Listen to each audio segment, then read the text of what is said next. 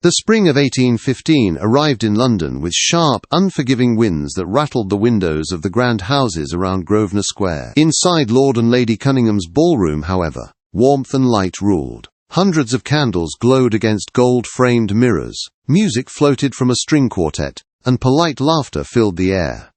It was another perfect London evening, designed to impress, to display, and above all, to secure marriages. Sebastian Hartley, the 6th Duke of Ravenrest, stood near a marble column with a glass of champagne he had not touched. At 30, he was everything society admired and resented. Tall, broad-shouldered, dark-haired and possessed of calm grey eyes that missed nothing, he carried his title as if it weighed heavily rather than gloriously.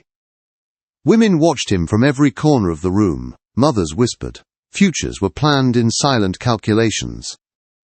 "Your Grace," Lady Victoria Huntington said breathlessly, drifting toward him in silken feathers.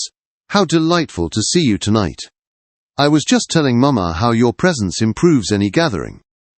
Sebastian offered a polite smile that stopped short of warmth. "You are very kind, Lady Victoria." She leaned closer, perfectly positioned. "Perhaps you might claim the next dance?" "I have practiced the quadrille endlessly.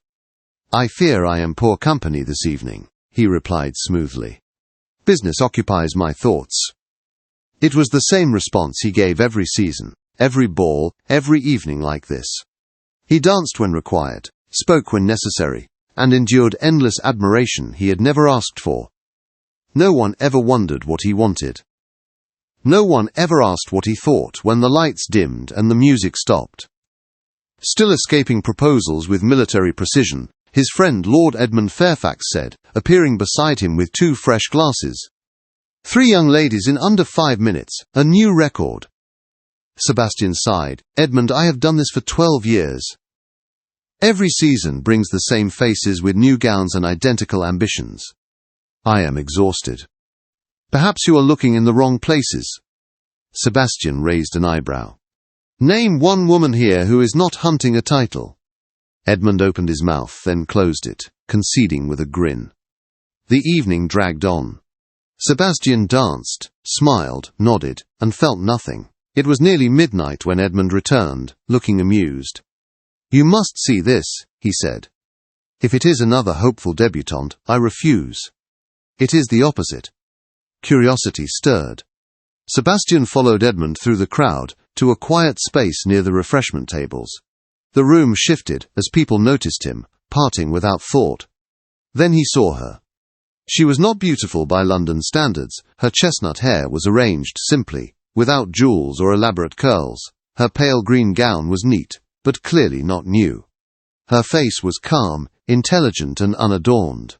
But it was her posture that caught him. She stood straight, uninviting, focused entirely on the conversation before her. "Your father was a good man," Lord Cunningham was saying gently. "His loss is deeply felt." "Thank you, my lord," the young woman replied. "He faced his illness with courage. His greatest concern was for my sister and me." "You are managing the estate now?" "With guidance, yes. We are not seeking charity or matches. We will return home once the season ends." Sebastian felt something shift. Edmund leaned in. "Lady Arabella Sinclair. Her father died 6 months ago. She manages the estate herself, completely uninterested in London society." "Nonsense," Sebastian murmured. "Every woman wants something." "Watch." Lord Rutherford approached with confident charm. "Lady Arabella, might I have the honour of the next dance?" "I am not dancing this evening," she replied calmly. "Surely one dance." "I was clear, my lord." The dismissal was final. Rutherford retreated, irritated. Sebastian stared. "Introduce me." Edmund smiled. "Are you certain?" "All the more reason." Lord Cunningham made the introduction. Sebastian bowed. "Lady Arabella, my condolences." She curtsied, meeting his eyes directly, without calculation or flattery. "I understand you oversee your estate," Sebastian said. "I do." "That is no small task." "It must be done." He surprised himself by asking, "Would you dance with me?" Her expression softened with weariness. "No, Your Grace." The refusal landed harder than expected. Perhaps later? Unlikely. She dismissed him politely and turned away. Edmund laughed quietly as they walked off. She refused you, twice. Interesting, Sebastian said.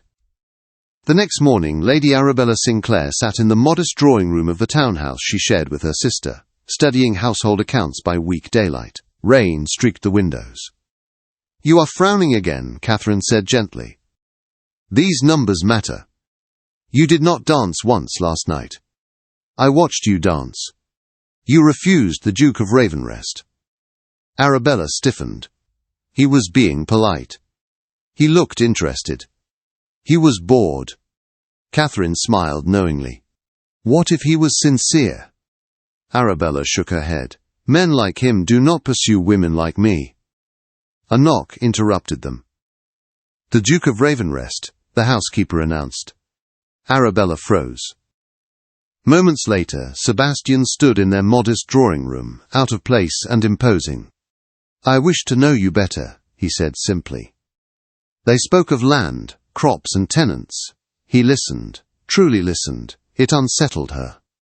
Before leaving, he invited them to a garden party. She declined. The flowers began arriving anyway. Chance meetings followed. Arabella grew distant. Finally, at a bookshop, she spoke plainly. I am not interested in your attention. I am not playing games, he said. That is what makes this insulting. He withdrew after that. Days passed. No flowers. No Duke. Arabella told herself it was relief. But the silence hurt more than she expected.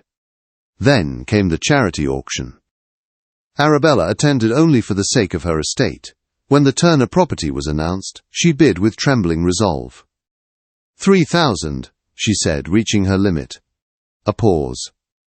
3,500, a familiar voice said. Her heart dropped.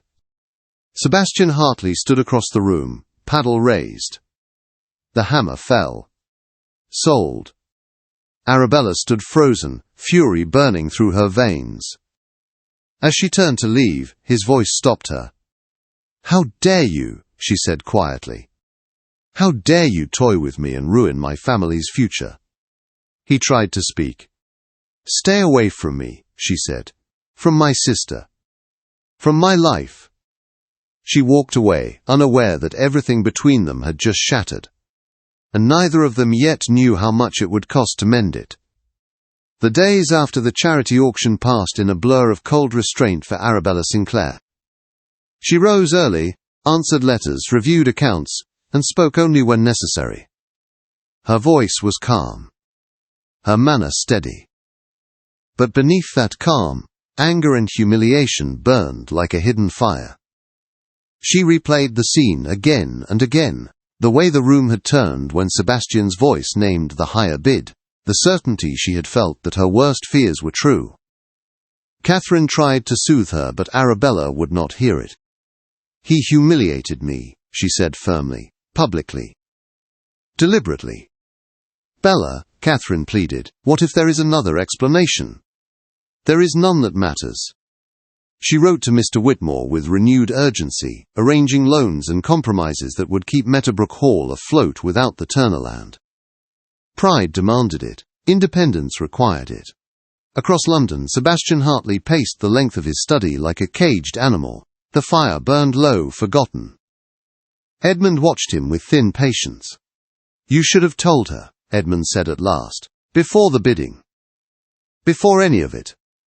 I thought anonymity would spare her pride, Sebastian snapped. I never imagined she would think I meant to harm her. You forgot one thing, Edmund replied. She does not see you as generous. She sees you as powerful. And power has always frightened her. Sebastian stopped pacing. The truth of it struck hard. She thinks I used her. Yes. Silence followed. I meant to give her the land, Sebastian said quietly. No obligation, no expectation. Then you must tell her that, Edmund said. And accept that she may still refuse. The deed arrived at the Sinclair townhouse 2 mornings later, delivered with a short letter written in Sebastian's hand. Arabella read it once, then again, her fingers tightening on the parchment. Catherine watched her face change from anger to shock to something like grief. "He bought it for us," Catherine whispered. Arabella sank into a chair. "He never intended to keep it," Catherine continued. "He meant to protect the land." Arabella closed her eyes. The certainty she had clung to cracked painfully. That evening, Arabella wrote back with careful words. She thanked him. She apologized. She refused the gift, offering instead to buy the land at the price she had planned. Sebastian read her letter with a mixture of relief and longing. She was willing to speak with him. That was enough. He rode to her townhouse without delay. They met in the small garden behind the house, where Arabella stood in a simple dress, dirt on her hands from pruning roses. She looked real, unguarded, and painfully dear. "You look lovely," he said before thinking. She flushed. "You should not say that. I should say it more." They spoke plainly. No strategies, no performances. "I cared," Sebastian said, clumsily. Foolishly, but sincerely. Arabella's voice trembled. "I have spent my life being overlooked. I did not know how to believe you. I am asking you to try." When she said yes, quietly and bravely, something inside Sebastian settled for the first time in years. But London did not rest. Whispers spread fast, carried by silk and envy. Lady Victoria Huntington and Lady Elena Fitzwilliam sharpened their smiles and sharpened their words. "She has trapped him," Lady Victoria said sweetly at tea. "A plain woman with ambition is always dangerous." "It is a pity," Lady Elena replied, stirring her cup. "Men are so easily misled." Lady Beatrice Wentworth, listening nearby, frowned. She had met Arabella. She knew better. The warning reached Arabella quickly. "They are turning society against you," Lady Beatrice said gently, "and against him." Arabella felt the old fear rise again, not for herself, but for Sebastian. That night she withdrew. She declined visitors. She avoided him. She convinced herself she was protecting him. Sebastian returned day after day, only to be turned away. "She will not see you," Catherine said helplessly. "She believes she is saving you." Sebastian left, jaw tight, heart heavy. Then the letter came. He wrote with honesty, not command. He spoke of love without condition, courage without demand. He asked her to stand with him, not for society but for themselves. Arabella read the letter at dawn, tears soaking the page. He loved her. Not her estate, not her duty, her. She dressed carefully that evening. Not to impress, but to stand tall. At Carlton House, the music swelled and the lights glittered. Sebastian waited, refusing distraction, refusing despair. When Arabella appeared at the top of the stairs, the room seemed to still. She was not transformed into someone else, she was simply revealed. Sebastian crossed the floor to her without hesitation. "You came," he said. "I am done hiding," she replied. Together, they faced the room. The dance was imperfect, the whispers cruel, but their hands did not part. When he asked her to marry him, her yes rang clearer than any judgment. And in that moment, the story London told itself changed forever. But the final test of their courage was yet to come. The ballroom at Carlton House erupted into sound the moment Arabella's answer left her lips. Gasps rippled through the crowd, followed by hurried whispers that bounced from silk to silk like sparks. Some faces showed delight, others shock, and a few barely concealed anger. Sebastian felt none of it. The world had narrowed to the woman in his arms, her hand gripping his coat as though the room itself might tilt without his hold. "You are certain?" he said softly, his voice meant only for her. "Yes," Arabella replied, steady now. "I am." He smiled then, a smile few had ever seen, open and unguarded. Without ceremony he drew her closer and kissed her in full view of London society. It was not a grand kiss, but a tender one, filled with promise rather than display. When they parted, applause broke out in scattered bursts. Edmund Fairfax clapped loudest of all. "Well," Edmund said cheerfully when Sebastian turned, "that should silence a few doubters." "It will enrage others," Arabella said quietly. "Let them rage," Sebastian replied. "They no longer matter." The engagement was announced formally the next morning. By noon, all of London had an opinion. Some praised the romance, others questioned Arabella's worth. The gossip papers were merciless. Sebastian read none of them. Arabella read one and burned it. They spent their days together under proper supervision, walking in the park, discussing estate matters, speaking honestly for the first time without fear. Sebastian listened as Arabella spoke of her father, of the land, of her doubts. "I never thought love would look like this," she admitted one afternoon. "I thought it would be louder, flashier." "So did I," Sebastian said, "but this feels solid, real." The first open attack came from Lady Victoria Huntington. 2 weeks before the wedding, a rumour spread that Arabella had been secretly engaged to a tenant farmer, that she had broken it off when Sebastian appeared. It was a cruel lie, designed to shame her beyond recovery. Arabella learned of it at breakfast. She sat very still. "I knew this would happen," she said calmly. Sebastian was furious. "I will confront her." "No," Arabella said firmly. "You will not. She is attacking your honor. And if you fight her, they will say I sent you," Arabella replied. "Let truth speak for itself." Mr. Whitmore arrived that afternoon with ledgers and letters, calmly dismantling the rumor with facts. The lie collapsed under scrutiny. Lady Victoria withdrew from society soon after, her influence weakened beyond repair. The wedding day arrived under a clear autumn sky. Ravenrest Manor glowed with warmth, its stone walls softened by golden leaves.